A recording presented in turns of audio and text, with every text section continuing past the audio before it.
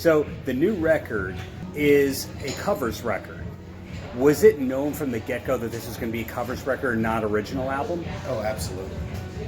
Absolutely. That was the whole premise of us doing it. And, you know, after 30 years of never having done one, if we're not going to do it, you know, now's the time. Otherwise, when will we do it? Yeah, sure. It kind of went hand in hand with celebrating our 30th anniversary of the band. Like, let's pull out some songs that influenced us or inspired us to play music and inspire us even today. So it kind of went hand in hand with the 30th anniversary celebration. So. Well, when you're picking songs for a covers album or songs to cover in general, there's sometimes that fear of, well, some band's done it before. Like, you have Don't Be Cruel on the record, which Cheap Trick made into a hit in a totally different way. Did you guys have any fear like, oh, well, it's been done before? Or do the Mavericks just keep doing their own thing the way they always have? I would say the latter. You know, I think that well, a couple things. One, this is a band of audiophiles, and right. I figured it out, and we listen to way more music than we actually play on show day. On show day as well. You know, we're up there for 2.5 to 3 hours, sure. Whatever we are. It's a significant amount of time, but there's hours before we go on, and usually hours after, that we are listening to music and celebrating music and doing that. So it's, as I said, a band of audiophiles, and that's where our inspiration is from. So there's always, you know, it comes up all the time. Man, we should cover this. We should do this. Sure. And sometimes we'll do it in sound check, and sometimes it makes it way into the set, as some of these on the record. And then some of them we've just always talked about. There's an idea, and hey, let's pull this one out and do that. So. Now, go ahead, Eddie. Just to add to that real quick, final note, is that above all, though, the songs of whatever it is that he's chosen usually has to resonate with some emotional consistency from Raul. He's going to be putting forth that energy. Right. So that's kind of all of that in a nutshell, I guess. A lot of the times it's like, you know, he'll spearhead something, and then the band just kind of falls right into place somehow, you know. So it's just kind of like that. Sure. Yeah. As far as somebody else having done it, I mean, the other thing, other than being audiophiles, is we're basically selfish. And so and it's kind of work for us. We please ourselves musically.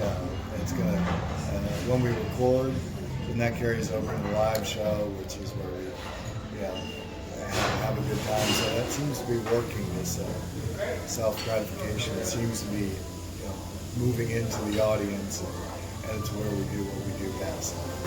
Right. Well, I'm going to come back to that in a second, but the first thing I said when I met Eddie was, I know that he had his Kiss Ace Frehley passed to him. Was there almost like a hard rock song along the lines of a Kiss or Van Halen that almost made the cut for this record?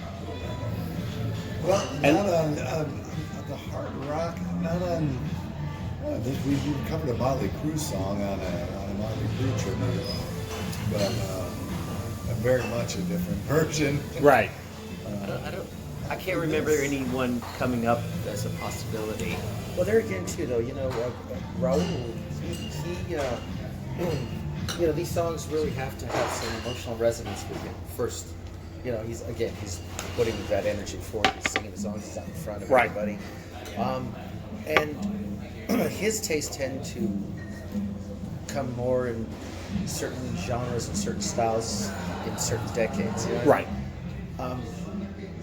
I guess the real hard rock stuff would probably be more my taste from where I come from, which is, you know, 70s, 60s and 70s rock and roll. And that's kind of all together. We bring something different and individual at the same time, all together, you know. And some of the songs get a little ruckus going on, you know, but in general, I think that Raul,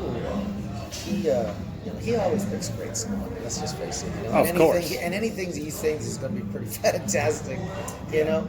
And I think the luxury of this moment for us with a record like this is that in the way in which we, pursue our business, which is very self-contained, we are able to just operate in a way where Paul was, articulating that we, mostly selfishly just kind of set our ship, to a certain course, and we just kind of fall in line, and it seems to usually work out all right for us, But sometimes it's planned out, and sometimes it's not at all. Yeah, but I think, it just happened. But I think more importantly, what's in the record is just a lot of good energy. We spent a lot of years together making music and traveling a lot of miles, and I think that after all this time, we still have a really great energy. And I think that it comes through in that music. Definitely agreed. And when the Mavericks first came on the market, you were kind of like the music critics' enemy in a way, where they couldn't control you. You weren't following any of the rules, almost like the Replacements were to that sort of indie rock genre. And then you guys transcended genres over and over and over again, became your own thing.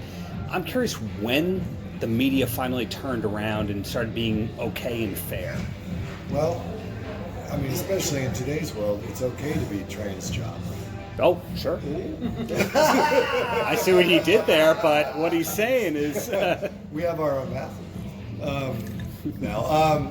And again, that probably goes back a little bit to the pleasing yourself and not putting those restrictions. And it gets, we're more and more able to do that.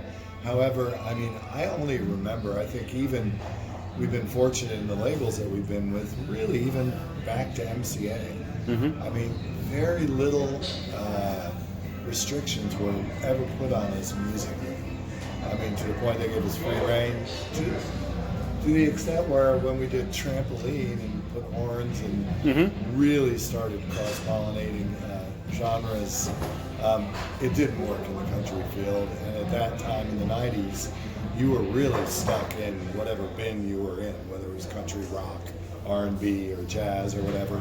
It wasn't, even though in some ways music has gotten, playlists have gotten smaller with radio and everything else, but music is allowed to flow from one genre to another. It's not as quite as specific, but luckily that record did well in the UK as a pop record, so that kind of changed things for us as well. So tying it all with the 30th anniversary, a lot of bands, when they hit that 30th anniversary, they're old. You guys don't come across as old, out of ideas, anything like that. So it's feasible that you're going to get to 40, 50, 60, that kind of thing. Most likely, yes. Hopefully, yes. So are there any things you haven't yet accomplished that you're still hoping to? Absolutely. We've even got stuff that's brewing now that nobody knows about. Like, for instance, we've just completed a record of all songs sung in Spanish, which will come out probably third quarter of next year, and it'll throw some folks, be surprising to some people that we do something so bold as that. But right. Though we're excited about maybe that music reaching a broader audience, maybe looking forward to going to South America and Mexico and taking the band down there and bringing... Going into new markets. Yeah. Of course. Yeah, So- that's the biggest thing I think that we're all excited about. There's bigger outer lying opportunities that we're pursuing at the moment too, and so I think the band's at a certain point now, since we got back together this phase of the band. We're now in a different area in terms of what we're trying to accomplish the next 4 or 5 years, whatever that is, work backwards from there. But I would say that La Curiosa, the Spanish record that we're getting ready to put out there is something that because our business, the core of our business is the live business. So of course we're trying to see where haven't we been yet? Where haven't we? I'd love to get a chance to go out to Japan and take the band, and we've never done that. So there's so many other things still left to do. And in some respect, for me, sometimes it feels like there's not enough time to do all of it. Right. It's actually nice with finishing up this tour. Next weekend is our last week, and then we're taking some time off. We call it our off season to get fixed up. Raul has to have some work done on his ankle. I have to get carpal tunnel surgery, so we'll take some months off. But I'm excited about the time that we'll be able to plan. We've already started. Part of this trip was us to recap what we've done this year and into next year and beyond. And there's a lot of things business-wise that we're conquering. You know, we've had our own label now for 3 years, and so we're just, I think, early this next year, we will have our first record out that's not us on our label. Okay. That's very exciting. The Sweet Lizzie Project, which is a band from Cuba that we've brought here, which is pretty amazing band. And so expanding that and continuing to look for music for that. We talk about business things like creating a festival. The name of the label, I don't know if you remember, it's Modern. Yes. We've done more than so rather than the Mavericks Festival, I mean, at some point we'd love to have the concept. We've always talked about the concept of the Modern Festival. We do cruise ships, so possibly we'll have our own on-a-window cruise. You know. There were Sixth Man or something like that. Yeah, Possible. partner up Sure. with them or someone. You know, there's a couple of them out there. Right. You know, those business aspects are other things that we look to expand things and allow us the musical freedom that we want. Believe that us having makes it desirable for people to come in.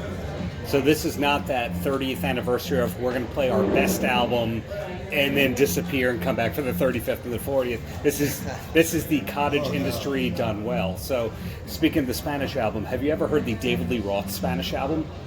No. What?